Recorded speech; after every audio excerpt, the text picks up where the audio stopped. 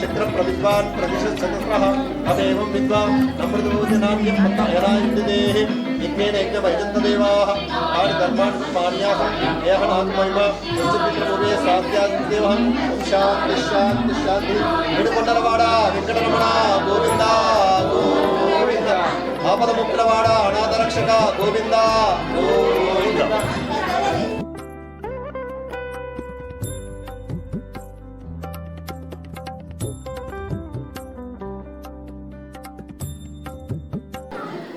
శ్రీ వైకుంఠ ఏకాదశి ముక్కోటి ఈ ఆధ్వర్యంలో ధర్మవరం ఈరోజు ఈ గుడి నిర్ణయించబడిన ముస్కు అనూప్ కుమార్ రెడ్డి ఆధ్వర్యంలో గుడి నిర్ణయించడం జరిగింది. ఇప్పుడు కనీసం అంటే 10 నెలలు అయింది. ఇది ఫస్ట్ రోజు, ఈరోజు వైకుంఠ ఏకాదశి, ఈరోజు అనేది ఫస్ట్ ప్రోగ్రాం. అదేవిధంగా రాజేందర్ రెడ్డి, ధర్మవరం ముస్కు రాజేందర్ రెడ్డి గారు, అదేవిధంగా మా గ్రామానికి ఇచ్చేసిన భక్తులందరూ, మా గ్రామ ప్రజలు, గ్రామ కమిటీ, అదేవిధంగా మా ఇచ్చేసిన బయట నుంచి భక్తులు కానీ ఈరోజు మేము పండుగ జరుపుకుంటున్నామంటే ఈ ముస్కు అనూప్ కుమార్ రెడ్డి గారు ఆధ్వర్యంలో ధర్మవరం గ్రామంలో చాలా సంతోషంగా ఉంది. అందరికి కూడా వైకుంఠ ఏకాదశి శుభాకాంక్షలు. మా ధర్మవరం గ్రామంలో భూలోక వైకుంఠం అనదగ్గ మరి వెంకటేశ్వర స్వామి ప్రతిష్ట శ్రీ ముస్కు అనూప్ రెడ్డి ఆధ్వర్యంలో పూట బ్రహ్మాండంగా వాళ్ళ కుటుంబము ముస్కు రాజేందర్ రెడ్డి, అట్లాగే ముస్కు రాజేశ్వర్ రెడ్డి వాళ్ళ నాయన, ముస్కు అనూప్ రెడ్డి వాళ్ళ నాన్న, మరి వాళ్ళ కుటుంబం అంతా కూడా ఇక్కడ ఈ వెంకటేశ్వర స్వామి శ్రీదేవి భూదేవి సహిత వెంకటేశ్వర స్వామి ఆలయ నిర్మాణం జరిగింది. ఇక్కడ మరి గతంలో రాజేశ్వర స్వామి ఆలయం ఉండే, అది ఇక్కడ చుట్టుపక్కల పల్లెలన్నిటి కూడా ఇలవేల్పు ప్రతి సోమవారం వస్తుంది. ఇప్పుడు ఈ ఆలయం నిర్మించిన నుంచి అందరు కూడా భక్తులు ప్రతిరోజు ఇక్కడ శివకేశవులు అంటే ఇక్కడ శివుడు విష్ణుమూర్తి ఇద్దరు ఉన్నారు కాబట్టి గ్రామస్తులందరూ కూడా బ్రహ్మాండంగా ప్రతిరోజు ఇక్కడికి వచ్చి స్వామికి ప్రదక్షిణ చేసి మరి ప్రసాదం స్వీకరించి ఆయన ఆశీస్సులు స్వీకరిస్తున్నాడు.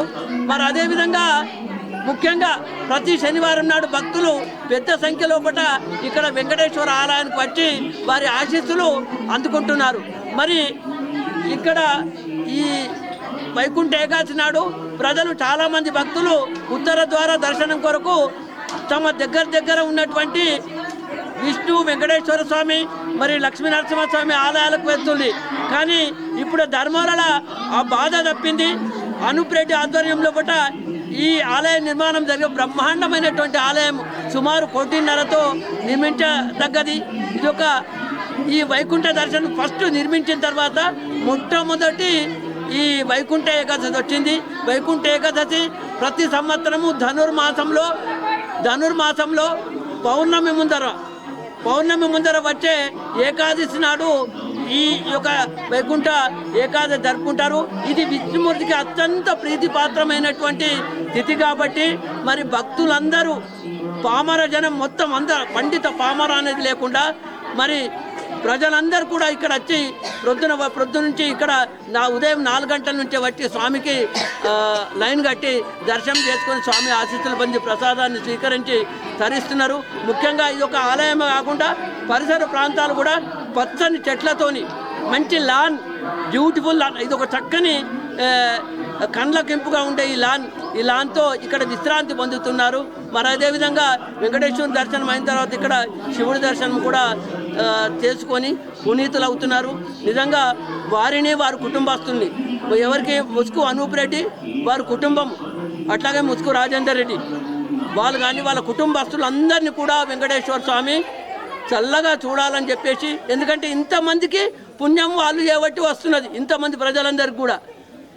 మరి వాళ్ళ కుటుంబాలు కొన్ని అంటే తరాల వరకు వాళ్ళు చక్కగా విద్యావంతులు, మరి ఉద్యోగవంతులు, ఆరోగ్యవంతులు, ఆయుష్మంతులు కావాలని చెప్పేసి మరి మనసారా వెంకటేశ్వర స్వామిని మరి ప్రార్థిస్తూ జై శ్రీమన్నారాయణ, జై శ్రీమన్నారాయణ.